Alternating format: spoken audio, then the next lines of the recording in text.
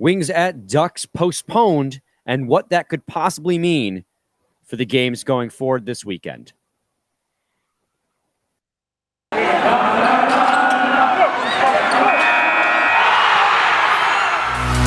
You're Locked On Red Wings, your daily podcast on the Detroit Red Wings, part of the Locked On Podcast Network, your team every day.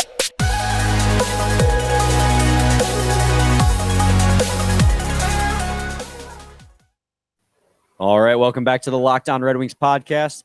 I'm your host, Brian Fisher. With me today, as always, is the other host here, Scotty Bentley, also host at Locked On Tigers. I want to thank you guys for making us your first listen every single day. I want to plug that YouTube. We're free and available on all platforms, including YouTube. I'm going to keep plugging it. We're 71 subscribers, which is pretty good. Like you guys, you listeners have done a phenomenal job at supporting us so far, but we're 29 away from 100. And that's the milestone. That's our first milestone we want to hit. And we're getting close. That's the goal, baby. No, So and like the growth, I mean, we've been doing YouTube for like less than a month? Yeah, it's like 2 weeks. Yeah, so Maybe like, 3. I mean, great growth already, but we're going to keep plugging it. Keep plugging it until we hit the infinite subscriber number. Like we gotta hit that. Once we hit infinity, I feel like we'll probably cool off a little bit. Yeah, back I mean, off that's a little bit. That's like a good milestone, yeah. You know who else backed off? The Anaheim Ducks, because they were afraid to play the Red Wings out. Zegras, you like that? Did you like that, Scotty? Oh, that was something slick, man. That was something slick. I'm good at this, man. I'm a pro. I agree. No, so we did a whole game preview last night, and then 6 hours before the game happened, the NHL announced they were postponing the game. That's because while Zegras and Getzlaf were coming out of COVID protocol, although I don't think Getzlaf's officially out yet, but Zegras for sure came out. They had to place Sam Carrick, John Gibson, their goaltender, Hampus Lindholm, and Vinny Lettieri into COVID-19 protocols. I messaged the Locked On Ducks host, Jason Hernandez, and he said that they're also having an outbreak with the AHL team, the Goals, that they're also having a COVID outbreak. That's convenient. They couldn't even get any support. So the NHL pulled the plug on the game. Sucks for the Detroit Red Wings because they moved the game to Sunday, Scotty. And that means that they're going to be playing a back-to-back going from Los Angeles Kings to Anaheim Ducks on Sunday. And, the Wings have kind of been screwed all season long with these back-to-backs. It seems like every week there is another back-to-back for the Red Wings. And, we haven't had one in a little bit, but we also haven't had hockey in a little bit. And so if the Red Wings were finally on a healthy, every other day schedule, COVID continues to screw them over for the during the season, like it's screwing over every NHL team. And boom, here we are, another back-to-back. Yeah, another one, right? It's. I'm glad we're playing, and I'm glad it's not getting postponed because of us. But it's still very clearly a problem within the NHL yet again, and it's tiring and exhausting to talk about, but it's what keeps happening. They also, even before the game was postponed, they said that even though Zegras had just come off of COVID protocols today, that he still wasn't going to play. So I totally get it, but I don't know. It's just the difference between a Thursday night game with all three of the top three for Calder all playing against each other would have been a whole hell of a lot cooler than Sunday at 10 p.m. without Zegras, maybe. You know what I mean? That's not as fun. I think you got your days backwards there. Sunday? You said Sunday at 10 p.m. without Zegras. Yeah. Well, Zegras plays. Well, yes. That I am hoping that Zegras is back, and he there's no reason he wouldn't be. But it's just weird to me that even though he was off protocols, they were still no, he's not going to play tonight. I don't know if that's easing a rookie back into it kind of thing, or if that's it's the first day, let's maybe cool it. It's just it was weird to me that he came off, and so that's more just me not assuming that he's going to play because he had no reason to not play today, and they still said no. Yeah, I'm assuming that he must have had some sort of symptoms when he tested positive, and they just wanted to make sure he was good to go. Again, For you sure. made the point of him being a rookie and wanting to ease him back into it. So I was disappointed when I saw the news that Zegras wasn't going to play tonight, because that was the whole point of this matchup. I mean, the whole point of the matchup was to play a hockey game, but like that was the selling point of this matchup, was it was going to be the rookie of the month of December facing the rookies of the month from October and November. Like that was what people wanted. So when Zegras it was announced he wasn't going to play, they're going to give him another, a few more days to practice and get back up to speed. It was like a bummer for sure, but I didn't want the whole game to be plugged in. I was thinking, right, Scotty, I was like, convenient that like literally hours after we find out Zegras isn't going to play, they pull the plug on the game. Right. It's like COVID protocols, and that's when I reached out to the Locked On Ducks host, and I was like, "So what's going on?" He's like, "Oh no, there's legitimate like COVID issues. The goaltender and Lindholm were going on COVID." I'm like, "All right, man. I'll ease up on the conspiracy theories here." But it does. It does wheeling and dealing. I was like, tinfoil hat was on. I'm like, the NHL, but like, why would I ever assume the NHL is trying to market rookies? I mean, that's on me. You shouldn't. Yeah, that's your own fault. That's my fault. They could give less of a hoot about that. That's for sure.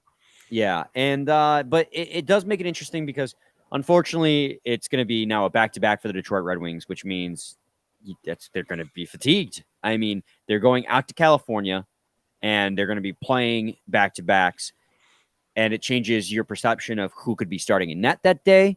It changes your perception of how the game is going to line up, because they're going to have players on COVID protocol and players coming off COVID protocol. Like Getzlaf's definitely going to be back now, who's a huge gift for them. But losing John Gibson to COVID protocols is a huge loss. Like that's their starting goaltender. Although I did mention last night, their backup goaltender has been playing pretty nice good. Yeah, he's been nice with it. So it benefits the Ducks more than it benefits the Red Wings. In fact, I would argue it hurts the Red Wings more to delay this game. But we do get the Zegras matchup back, which is I am pretty pumped about. Like, I'm excited to see more Seider and Raymond play Trevor Zegras. Yeah, no, that's a lot more fun. Assuming he does play, that's can't see any reason why he wouldn't. Yeah, for sure, which is fair. The I mean, like anytime, like I want to face teams at full health. Like I don't, you know what I mean? I don't want to face. I don't want to face teams with half the. I don't want this to turn into the NBA. I don't like the NBA is borderline unwatchable at the moment because there's no actual talent. It's none of the actual players. It's literally all just 80% of rosters are just G League guys, and it's like, why? Like none of these dudes will be here in 3 weeks when people are healthy again. Like, why would I ever want to watch this? Did you see that? The Lakers signed Stanley Johnson to a 10-day contract? Yes, of course I did. Stanley Johnson's still the future of the Pistons. I don't know what the question is here. Like Stanley Johnson is very much restoring the Pistons. He will be back. He was still around. That's all. He will be back. He will be hoisting a trophy over his head. Okay. And we will. There's so many people like that, man. Stanley, like Lance Stevenson, like balled out, like had 20 points in a quarter the other night. Like it's so dumb. And like I don't like, it's fun, but it's also dumb. You know what I mean? Like it's I get you. It's fun to see all those guys, but for the actual like mattering of the NBA season, it doesn't matter. And like I don't want the Wings to turn into or to play against a bunch of just like AHL teams. I don't know. So I don't want to jump the gun a little bit, but this does definitely. We talked about how Nedeljkovic could start on Thursday, but now it's a back-to-back. There's no way, like it's going to be Grice one game, Nedeljkovic the other. And I guess I guess the question would be, who do you start in which game now? Now, obviously, Nedeljkovic is going to have 3 days of rest. You know, they got there last night probably, and now they're going to have Thursday, Friday, and Saturday to get ready for the Kings game being on Saturday evening in LA. I mean, that's a lot of adjustment period and a lot of rest time, which I think is a fringe benefit of this game getting postponed, is they have a lot of time to adjust to the new time zone and even enjoy California a little bit, you know. You can go on the town. Not too much, though. No, don't get COVID. No. How about we just chill in our hotel rooms? Yeah, how about you just quarantine your own hotel room? Better than the World Juniors did. Yeah, you can enjoy the weather, but that's it. So the question then becomes, who are your starting goaltenders? And Scotty and I will answer that question. But first, I got to talk to you guys today about Built Bar. It's the new year, so that means New Year's resolutions. If yours is about getting fit or eating healthier, make sure you include Built Bar in your plan. Built Bar is the protein bar that tastes like a candy bar, or maybe even better than that. Built Bar makes it quick and easy to stick to your resolution because it tastes so good, you'll want to eat it. Unlike other protein bars that can be chalky, waxy, or taste like what, Scotty? Chemical spill, bro. Why would you want to eat that? That's a great question. I can't answer that because I don't know why you would. Don't ever eat a chemical spill. Eat a Built Bar instead. If you want to be healthy, if you want to eat healthy, but it gets so boring by like week 3, you might be thinking this is just not worth it. Where's the chocolate? Built Bars are covered in 100% real chocolate. 100. Most Built Bars contain 130 calories, 4 grams of sugar, 4 net carbs, and 17 grams of protein. Compared to the candy bar, which are normally around 240 calories with 30 grams of sugar and dozens of net carbs. And there's so many flavors to choose from: coconut, almond, peanut butter brownie, raspberry, cookies and cream, salted caramel, mint brownie, and many, many, many, many, many more. In fact, many. Built is always coming out with new limited time flavors, so check out Built.com often to see what's new. Go to Built.com, use promo code LOCKED15 to get 15% off your order. Use promo code LOCKED15 for 15% off at Built.com. Many. All right, Scotty, I posed the question before I was talking about how delicious Built Bars are and how you shouldn't eat chemical spills. You shouldn't. You shouldn't. Not advisable. The CDC is probably against that, I would imagine as well. I would hope so. Although they're not against much anymore. Anyways, put those holsters back. There's gun bags in the holster. With the games being back-to-back now this weekend, Kings on Saturday and Ducks on Sunday, it's unclear who would start in which game. At this point, we are both in agreement. It's common sense. You have one goalie start one and one goalie start the other. I want your opinion. Who do you start in which game and why? I'm going Greiss then Ned. And the reason I'm doing it is because, honestly, more for matchup sake than anything else. I want my better goalie against the better team. You have to do 1-1 anyways. One extra day is not going to make or break Ned being like in form or not, as far as like the layover between his last start, and Greiss hasn't been in that in a minute. So again, because for a fact you have to do 1-1, I'm playing for the matchup. I guess it's the debate of, would you rather play your better goalie against the worst team? And not that, I mean, the Kings have been pretty solid. They're 4 or 5 games over 500. Like, they're not neither of these teams are bad. But I think a fully healthy Ducks team is considerably 4 games over. Is that what that was? I think a healthy Ducks team is pretty comfortably at that a bigger threat than the Kings at the moment. And so yeah, I would go that, and that was my train of thought. If it's the debate between would you rather play the better goalie against the worst team and try and give yourself the best chance to walk away with at least one win, or risk it, raise your chances of maybe going 0-2, but also raise your chances of going 2-0. Higher risk reward. No, I thought about this, and I thought about it from that perspective as well. But ultimately, I'm going to go on the reverse direction on this one. And for 2 main reasons. I'm not looking at the game matchup so much as the goalie matchup. So you're pretty much guaranteed a backup goalie against Anaheim. And granted, he has had good numbers this season. In 10 games, he's got pretty impressive stats. I think his save percentage is about .920 in those 10 games. Smaller sample size, though. And he's not impervious. There's a reason why John Gibson is still the starter despite that. For sure. Now, you're facing Jonathan Quick on Saturday, who's having an unreal season. His best season since 17-18. He looks like prime Jonathan Quick again.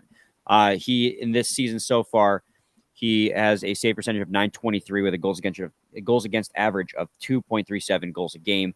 I want Ned in that game because I want the goalie matchup to be peak. I want Nedeljkovic to be the goaltender in net when facing a goaltender of Jonathan Quick's caliber, the way he has been playing this season. Because it's going to end up coming down to which goalie makes more mistakes, I feel, in that game. Because both the Kings and the Red Wings, and again, the Kings are 4 games above 500, so they're not a bad team. They're just in a really tough division. Wings are 2, admittedly, but they're 4 games above 500. They're, I think, 16, 12, and 5.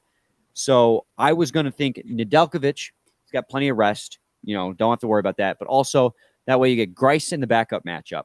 But it gives then Nedeljkovic 2 days off before facing off on Tuesday. So you don't got to worry about, did he get enough rest between Sunday and Tuesday to warrant another game? So I'm thinking about it. What's the quickest way I can get Nedeljkovic confidently back in net for a second game? And what's the best goalie matchup, not team matchup, for these goalies to play in? Which is ultimately what led me to my decision being in disagreement to yours. But I respect your opinion.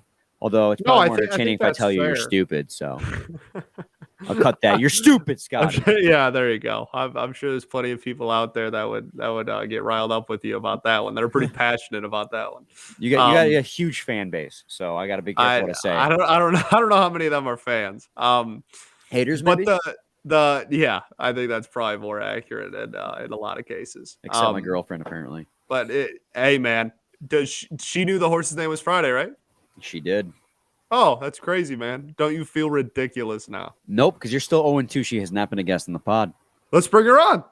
We're good. She'll outshine me. I don't want to be embarrassed. No, let's bring her on. Let's have a great time. Let's talk about the horse's name being Friday. No. That sounds great to me. Of course, it would make sense if the horse's name was Friday, because this is actually on Friday now. The whole point is that it doesn't matter what day of the week it is, Brian. That's literally the whole point. It's always named Friday. But yes. No, the goalie matchup is something I is totally fair. I think if you're just looking at better goalie you will face and wanting to put your best goalie against the best goalie you'll face in the weekend, then obviously that is the move. But in the sense of offenses, there is without a doubt, no question, the Ducks' offense absolutely is pretty significantly at that better than the Kings' offense. So I mean that's fair. I mean that if they go your way, the Ducks game could end up just being a fireworks show. I mean that could be a 5-4, 6-4 game. That'd be a fun game. If they had if we both played our backup goalies and just had all the young guns out there. So yeah, I mean that's a good point. I guess I was looking at it more against the offenses they play and not the goalies, but that's totally legitimate. If you wanted to match up the goalie that our offense will have to face with our best goalie, then that is the route for sure. Yeah, and I guess that transitions us to our greater LA Kings game preview at this point, assuming this game happens. You never know what. We did a game preview the night before, and that game never happened. But we were doing a game preview for the LA Kings on Saturday. I don't think we have to do a game preview for the Sunday game. Just watch or listen to our episode from yesterday. Yeah, listen to yesterday's show. Just know that Zegras is definitely playing now. Yeah. So keep that in mind. But the LA Kings, we've already kind of touched on it. They are 5th in the division, the Pacific Division, where the Ducks are 2nd. They're not as good, but that doesn't mean you can sleep on them. They're, like I said, 16, over 12, 500 and 5. Team, yeah. Over 500 team. They're just playing in a very competitive division. Anze Kopitar, Jonathan Quick, having insane seasons, returns the form for both of them in some regard. Alex Iafallo, I think Red Wings are catching a break because he is more than likely going to still be on COVID protocol. I hope he's doing okay, though, but he will not be in the game. He was placed on COVID protocol in the 2nd, along with Alex Turcotte. So it's up in the air at what point they return and if they'll actually come back that game. Carl Grundstrom and Christian Wallinen will both be out for sure because they went on COVID protocol on the 4th. So those are the guys who are going to be out, maybe be out. But if Iafallo isn't there, that's their 2nd most productive forward not being in there. But if you look at their lineup, the wildest thing is, so Kopitar is having a great season. 3 games under a point per game. Outside of that, it's Iafallo. He's at 0.66 points per game, and it just goes down from there. So despite the fact that they're not getting one player who has been insane and scoring a ton of goals, they're still winning hockey games. And Jonathan Quick. And that's what it comes down to. It's Jonathan Quick and point distribution. I think for them as well, they are getting points from, with the wings, it's 5 players. It's Right. Fabry, Bertuzzi, Larkin. Happy birthday, Brian. Thanks, Troy. Did it just become your birthday? Yeah. Happy birthday, Brian. Let's go. Thanks, Hell buddy. yeah. We're recording this at midnight. It just hit midnight, mid-recording. Let's go. Happy birthday to you. Woo! Thank you, buddy. 26 years old. The big 2-6. That was my Let's roommate, go. Troy. That was electric. Hell Yeah, yeah. he scared the crap out of me, to be honest. It's like, what the hell? Birthday episode. Let's go. Birthday up. What were we talking about? Now I've lost my entire train of thought. You did have a good point. The Red Wings point distribution is pretty top heavy, whereas the Kings are while they don't have like one overpowering kind of like well over a point a game or even a single point a game player. They have a lot of players that are around that like half a point a game mark. Yeah, and so that's what you got to look out for. Is obviously look out for Anze Kopitar, but look out for the entire team. Like they're all scoring points, they're all registering on the score sheet, and then you just have to find a way to beat Jonathan Quick. And maybe that's where the return of Philip Zadina will come in, which we will get into. But first, I got to talk to you guys today about BetOnline.ag. BetOnline would like to wish you a happy new betting year as we continue our march to the playoffs and beyond. BetOnline remains your number one spot for all the sports wagering action for 2022. New year and a new updated desktop and mobile website to sign up today and receive your 50% welcome bonus on your first deposit. Just use promo code LOCKEDON to get started. From football, basketball, hockey, boxing, and UFC right to your favorite Vegas casino game. Don't wait to take advantage of all the amazing offers for the 2022 season. BetOnline is the fastest and easiest way to wager on all your favorite sports. BetOnline, where the game starts. BetOnline. BetOnline. I didn't do it this time. I'm a failure. All right, Scotty, as we just heard, as my roommate Troy barged into the my bedroom to wish me a happy birthday, that jogged my memory. That means it's also Alex Nedeljkovic's 26th birthday because he and I were born on the same day. So a very special happy birthday to the starting goaltender of the Detroit Red Wings. Happy birthday to Ned. For the record, we are telling him happy birthday at 12:04. We might have beat like family. Like we might be the first wish. I mean, that's a legitimate thing, all because we remember on our is that a report card episode that we figured that out? I believe so. Yeah. That we learned that Ned, baby. Ned has the same birthday as Brian. And look at us. Look at us here. Happy birthday, Brian. And Ned. And Ned. More importantly, Ned. Let's be honest. No, absolutely not. More importantly. Philip Zadina made his way back into the lineup during practice on Thursday before the game got canceled against Anaheim. I was trying to remember what days it were. They all are starting to blur together. But not today, on the fourth line. Thank you. Fourth Scotty. line. Yeah. He was slated in on the fourth line.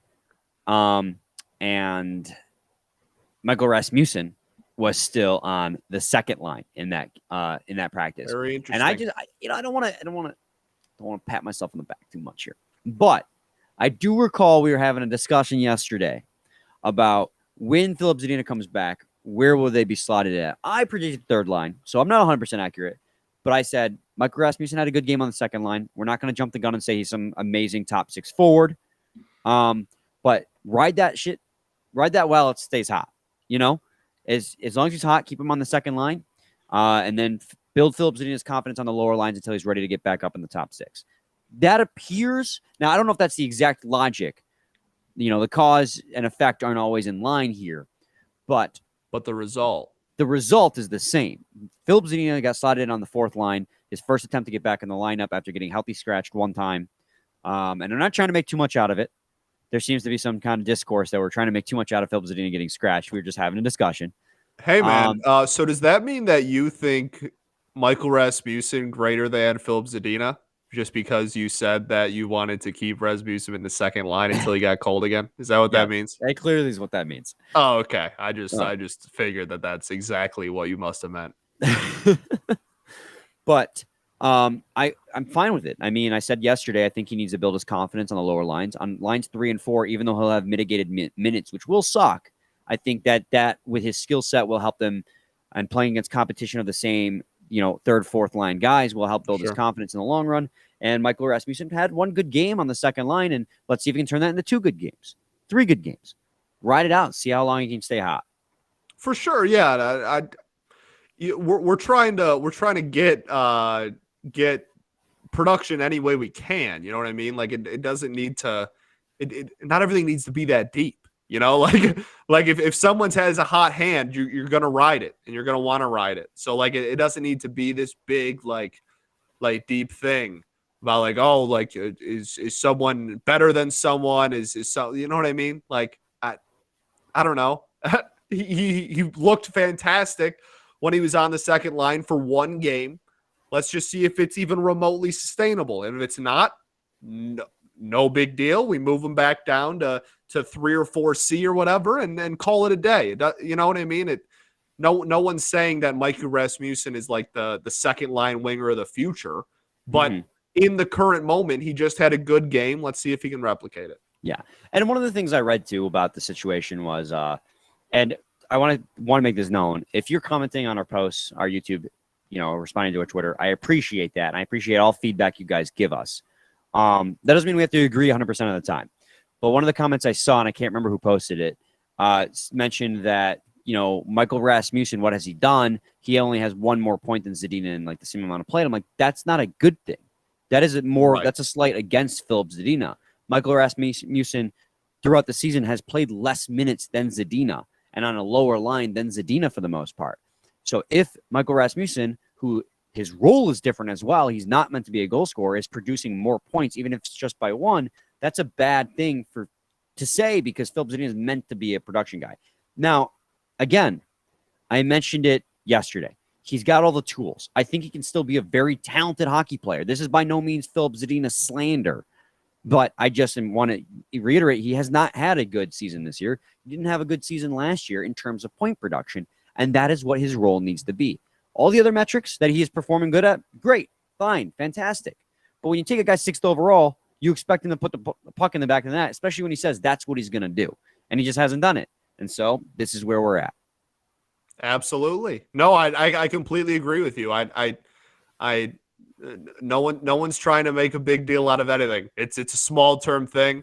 It always was supposed to be a small term thing. We said that. And if he ends up continuing to overproduce, then good for us. But if he doesn't, it's not a big deal, and he'll just go back down. And it's really at this point pretty unrelated to the Zadina thing in my head.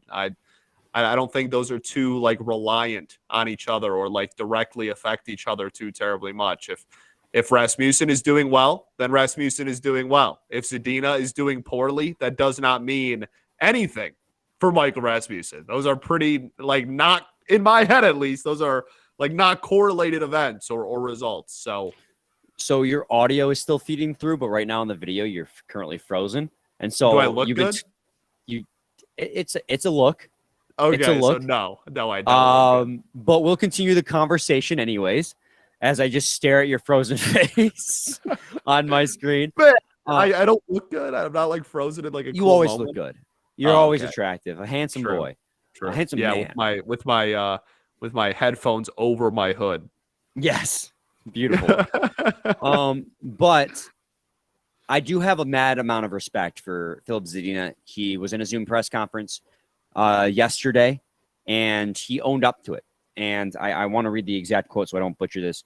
Philip Zadina, on being a healthy scratch in the last Red Wings game, I got to figure out what I need to do to be a better player overall. Obviously, I was frustrated. He said, I feel better. That's from Brad Galley of WXYZ Detroit. And I have a ton of respect for the fact that I mentioned yesterday about having personal accountability and not to be able to blame it on the coach or the amount of minutes you're getting. He recognizes that he has got to find a way to be better. And this is one of the reasons why I like Philip Zadina. And he is able to be mature about it and look himself in the mirror. And I think that's why he'll come back and he'll be fine. I think that's why in the end he will be okay. Because he has the, you know how much sheer amount of humility it takes, Scotty, to be able to admit that you need to work on yourself, that you need to be better. To a room full of reporters. I have so much respect for him to be able to do that And it just leans into more about why I hope and pray that he can figure it out, because again, those tools are there. He just needs to put it to the work on the ice. Absolutely. No one's ever dissed Philip Zadina, the human being. I mean, he seems like a great kid, and even if the results aren't there right now, you'll take a hard worker that can look in the mirror every day of the week. So, we'll see. Any final thoughts, man? We ball, baby. We absolutely ball. You know what else balls? Locked On Bets. Make them your second listen after you finish up listening to us here. They're your daily one-stop shop for all your gambling needs. Locked On Bets, hosted by your boy Q, with expert analysis and insight from Lee Sterling. It's free and available on all platforms. Scotty's face is still frozen on my screen. Has been for the last 5 minutes. I'm just flipping Brian off. You can't tell. You can't. Are you really? Because I honestly could not tell. I don't know. No, I am not. This is. I don't know if you're going to remain frozen when I upload this on YouTube because of how the website we use works. I don't know if it's going to capture your video independently from my. Well, video. because like on my end, we're both fine. Interesting. All right, so this is going to be interesting. I want to know. We'll find out. YouTube commenters, YouTube viewers are people who watch us. Please let me know if Scotty's face froze in the final segment, because that's top tier stuff.